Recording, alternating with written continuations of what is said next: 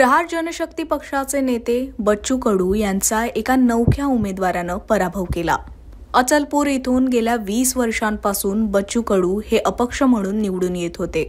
तब्बल 12,000पेक्षा अधिक मतांनी यावेळी बच्चू कडू यांचा पराभव झाला।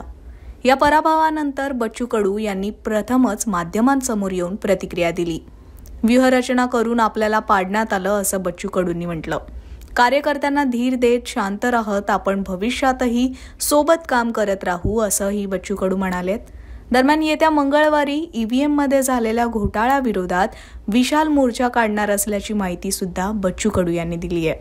पाहुयात या पराभवानंतर बच्चू कडूंनी सर्व कार्यकर्त्यांना मतदारांना खरं तर मी त्यांचे आभार मानतो। त्यांनी सगळ्यांनी आपापल्या पद्धतीने खूप प्रयत्न केले, पण एक व्यवस्थित व्यूहरचना करून